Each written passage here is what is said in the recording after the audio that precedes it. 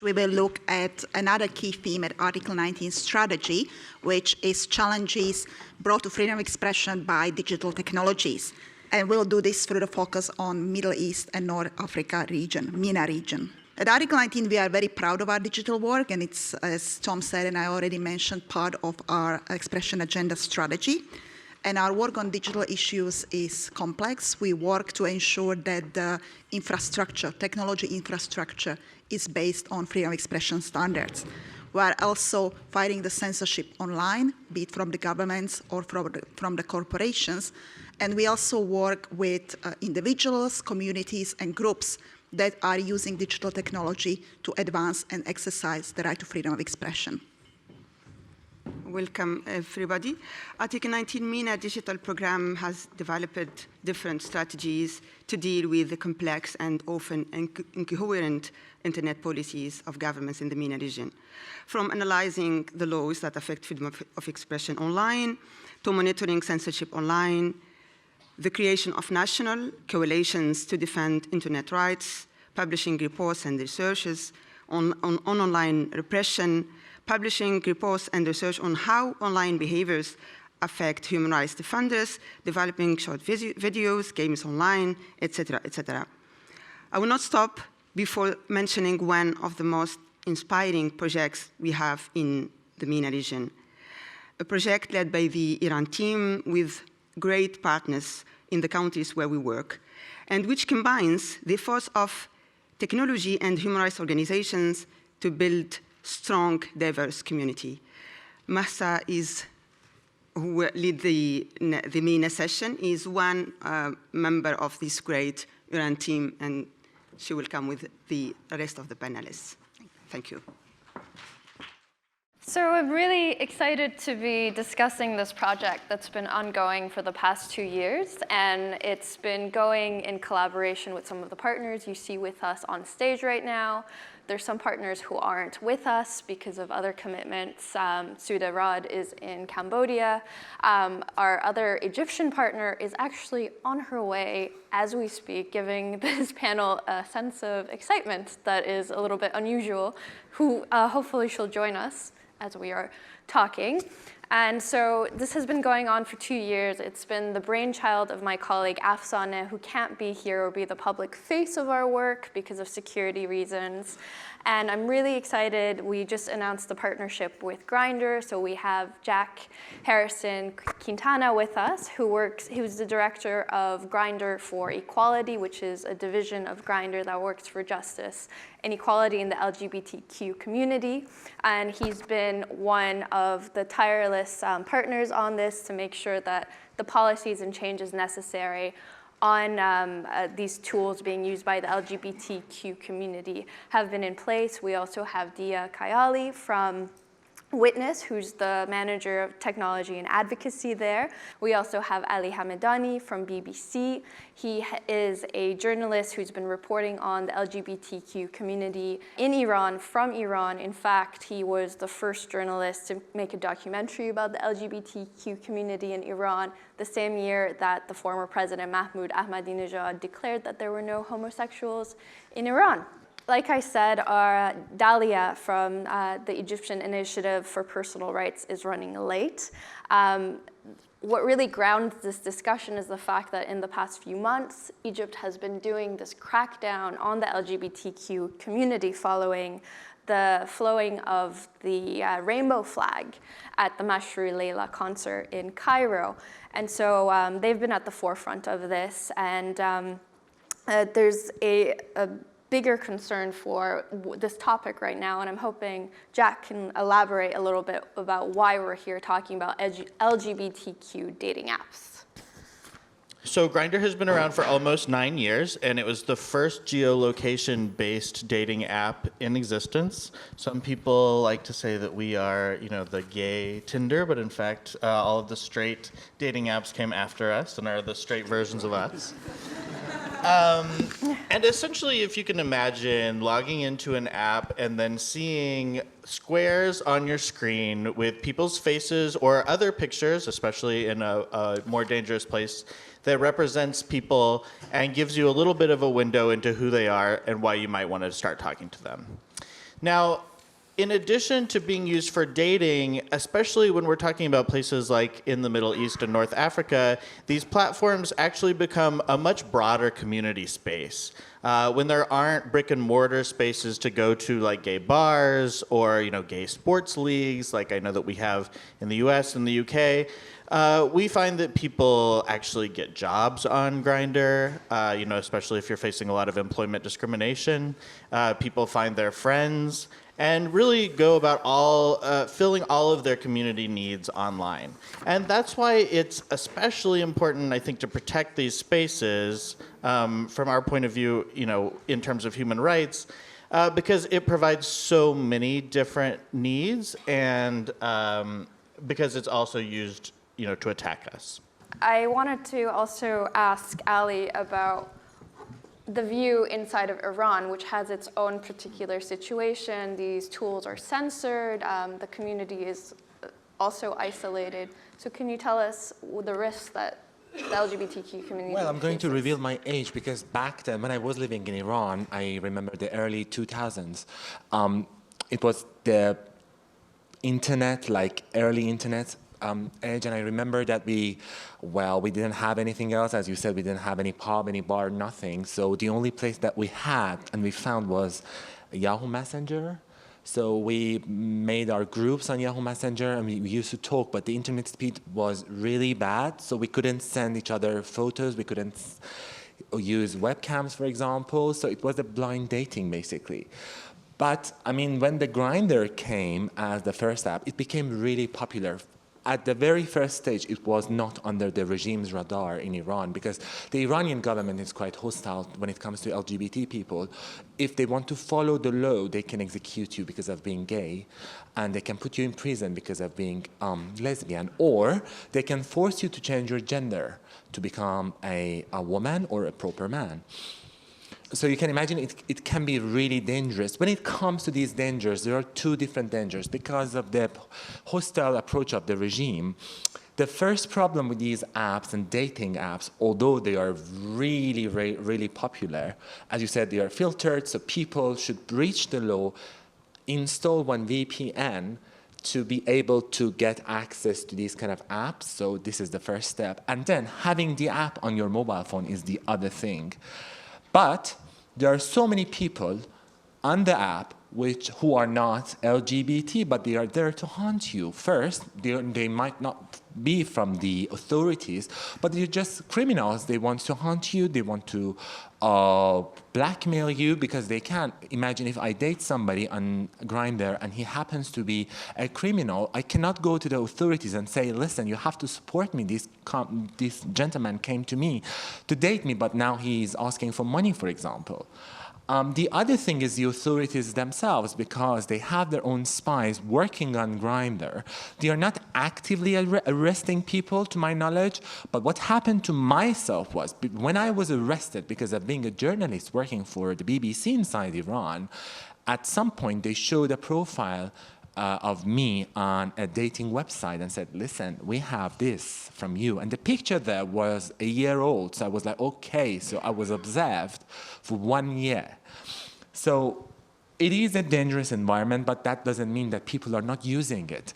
At least, to my knowledge, I have asked Jack, and Alex from Hornet, the other dating app, and so many other people.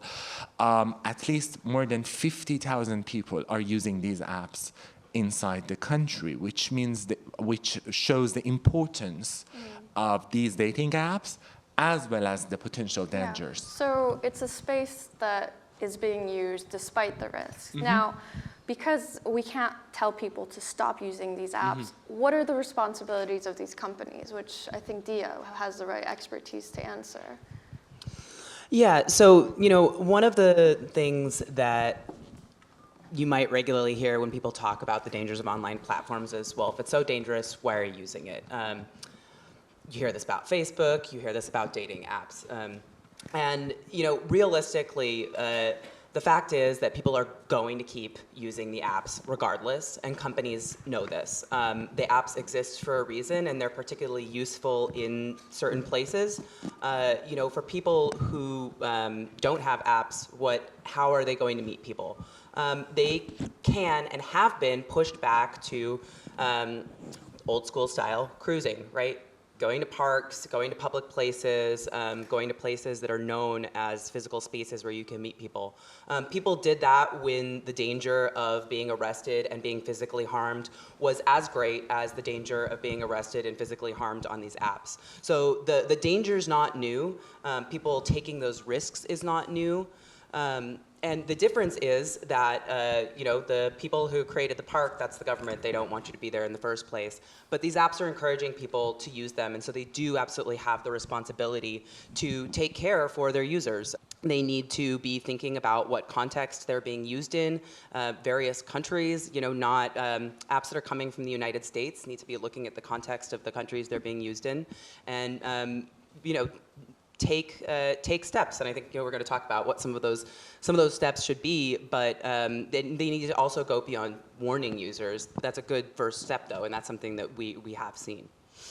So I know that apps like Grindr have been used to target and harass particular members of this community. And I know the issue that came out from 2014 was that the geolocation feature was one of the features that was putting users at risk.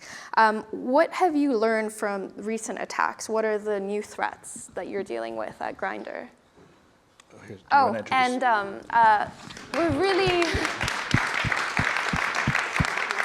We're really happy to introduce Dalia Abdelhamid from the Egyptian Initiative for Personal Rights. And as you can see, this has been a hustle to get her here. Welcome, Dalia.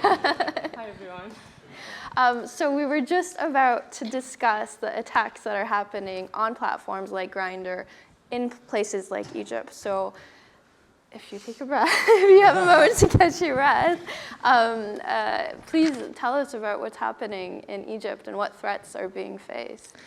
As many of you might know, and I think many of you followed the rainbow flag incident in Egypt and the huge wave of arrests that have been taking place now for more than 1 month. But for us in Egypt, this is yet another wave of the crackdown.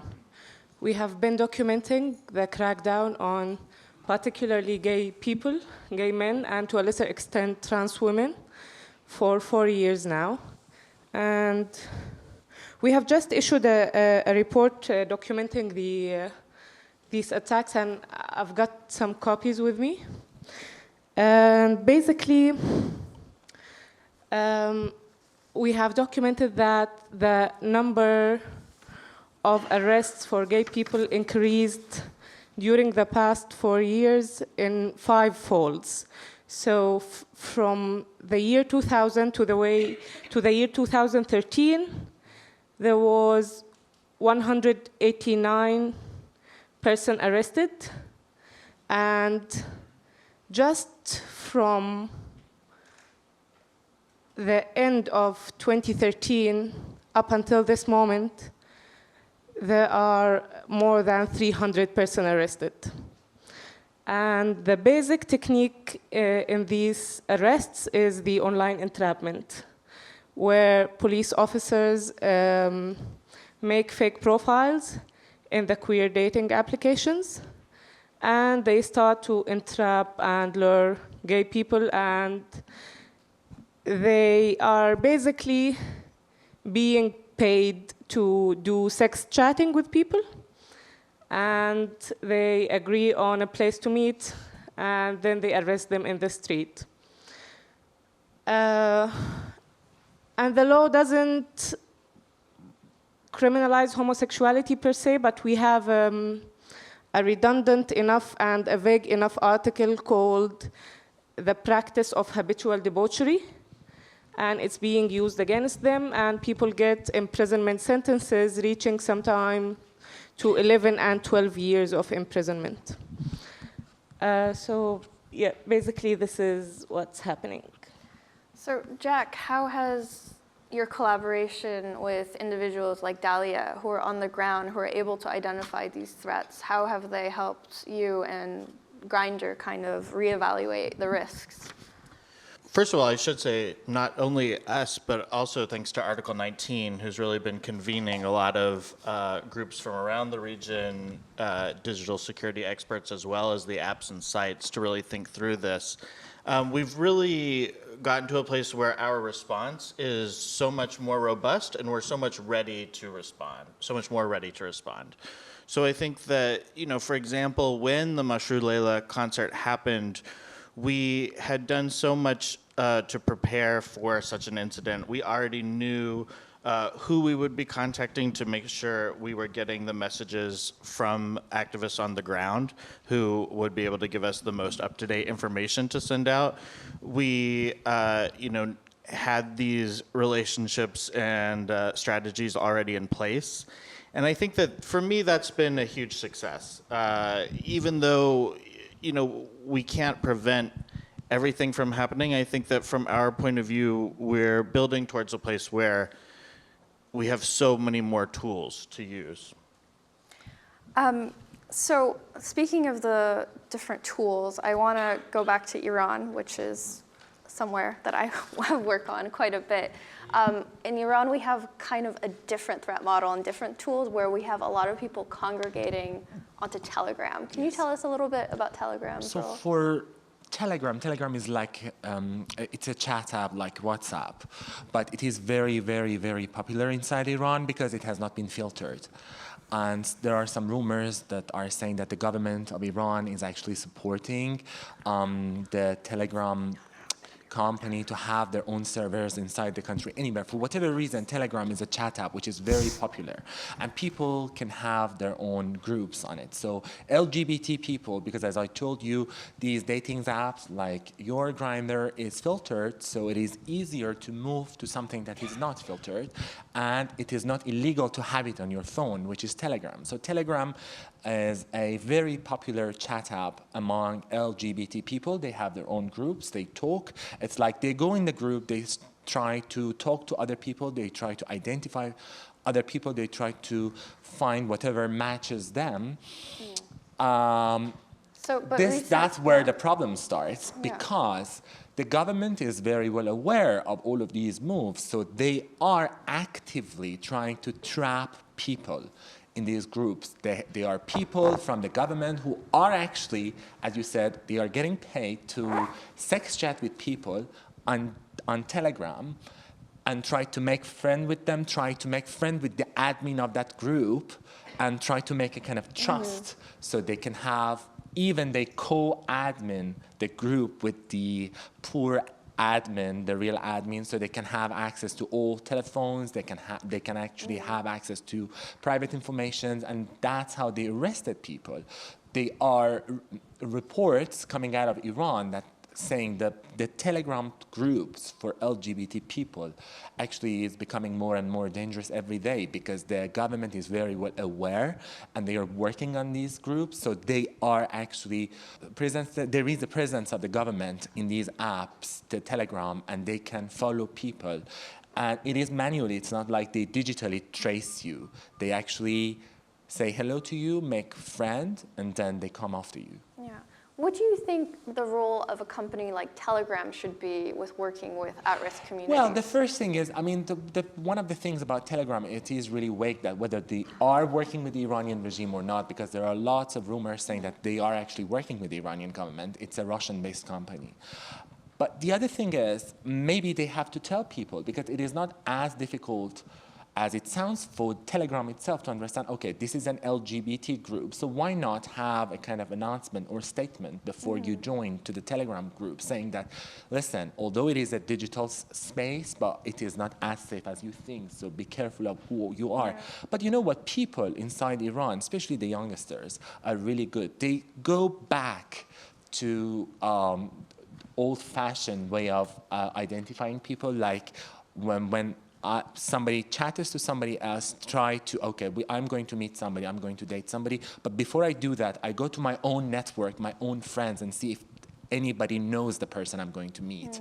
So they try to do this, but we have to, and Telegram has to inform people that being online is not as safe as you think, especially in Iran, which is a rural country. I mean, Iran is a huge country with 80 million people. Yeah. Telegram is a company that a lot of civil society has difficulty with engaging with, but I want to turn to you, Dalia, and for you to tell us a little bit about your experience working with companies through the Article 19 collaboration and generally through your own work on the ground in Egypt. What is it like to engage with companies? Our main engagement with companies is actually through Article 19, and the project that we are part of is truly a great work of Article 19, that they managed to get some activists from the ground with the application people themselves, and with people who have experience in how to increase the security of the applications, and together we managed to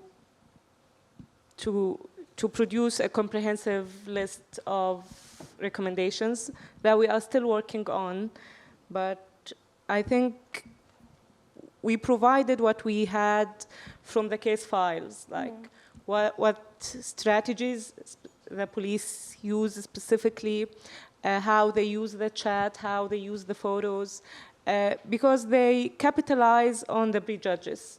And even if there is no crime there in the paper, they just play on the fact that once the judge would see the photos and the chat, he would issue a verdict against the defendant. So we are trying to also make people more aware. And I think before Article 19, we also collaborated with Grindr in the beginning of the crackdown.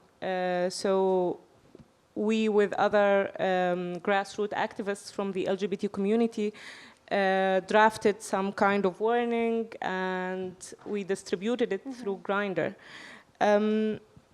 It's a very good work, and it might not have like an immediate effect, but it's crucial for the security of the users on the long term. We managed to reach also those who are more privileged, who are more educated, and unfortunately, the target of these arrests are usually those coming from the disadvantaged social and economic backgrounds, and they are so not aware about their digital rights and so on. So this is something also that we have to think about in the future. I know with some of the recent crackdowns, we've seen apps send out notifications, like push notifications come out to their users. Do you think something like this is enough? Like, do you think we should be pushing companies to do more than just that? Definitely, notifications are not enough. They are a good start. I mean, I think if you think about how companies interact with users on other platforms, there are places where users should be getting warnings where they're not. You know, for using Facebook, right? There's places where you should get warnings before you start live streaming, for instance, and that doesn't happen. So it's a good start. The warnings themselves need to be carefully worded to actually be useful. A term that I want to introduce in this discussion is harm reduction, because this is a lot of what we do, right? Again, we know people are going to use the apps. Companies know people are going to use the apps. So they need to actually take steps to make using the apps safer. There's a variety of things, and I guess maybe just to go into some of the specifics, you know, making it possible to have to not have the icon of an app on your phone is very important, because we're talking about physical stops, right? So thinking about the icon, being clear about how location technologies work, just having a secure infrastructure, so making sure that things are sent over secure connections and not open connections. Which is not the case with every app, right? Some apps actually have even HTTP connections in places, which is really, really shocking to see. Having, I think, more interactive and more specific tips that are really contextual and tailored to the location and the situation. I don't know, I think there are other specific suggestions, Also, removing the watermark from the photos of the people in the application. giving the people the ability to have timed messages that would disappear after a specific time. And Yeah, going forward, this project has done a lot, especially with Grindr and the other partners and platforms. Just very quickly from each of you, how do you see collaborations like this going forward and affecting more change? Well, I think for me, what we would really like to do is to show leadership among the apps. And now that we're implementing some of these changes, like being able to change the icon on your screen, what we'd really like to do is to share out exactly how many hours of coder time that took us, and sort of essentially how much money it requires, and figure out how we can make that as low as possible, so that we are collectively figuring out how to do this and really sharing it with everyone, because no single app is going to keep everyone safe as long as people are using multiple. So for me, that's, I think, the future. Mm-hmm. As Jack said, that we are trying to set an example that there is a responsive application, so maybe other applications would be as responsive. We are getting varying degrees of responsiveness, but we are hoping that this will change, and I think that the latest wave of arrests in Egypt made many people keen to work more on making these applications more secure. So I think that this is going to keep going forward, and that it needs to, I think some of the things that Grindr is doing are setting an example. So having some sort of standard best practices, that phrase is problematic for a variety of reasons, but just things that you don't do at the very least. And then even for the bigger picture, I think it's really important to look at this collaboration and the investment in it. We talk so much about the danger on these platforms, and companies talk about what an insurmountable problem it is, but if you look at their profit margins and how much they're spending on safety, and also things like content enforcement, depending on what platform it is, this should serve as an example. Grindr has invested time in this. Article 19 invested a ton of time in it as well and supported it, and paid for that. Companies need to be doing more of that. So I think we can set an example in the broader sort of world of platforms and how they're interacting with users and actually understanding what's happening on the ground, which is another really unique part of this, the research that was communicated directly to companies. Well, these dating apps are the most, of course it is a dating app, but because they are targeting mass public, it is one of the best way of educating people through these apps, especially the bubble that doesn't want to engage in any kind of training. So I know, and we all know, that apps are very good in forcing people to follow ads on them. But why not forcing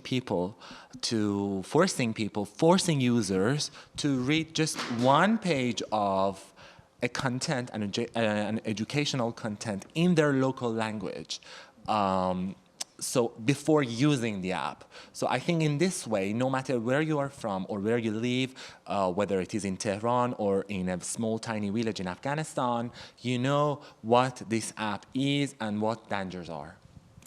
Well, with that, I'd like to thank all of our panelists for joining us today. Dalia, thank you for the fast arrival, and I hope we can continue these conversations, especially with technology companies. And with that, let's break for lunch.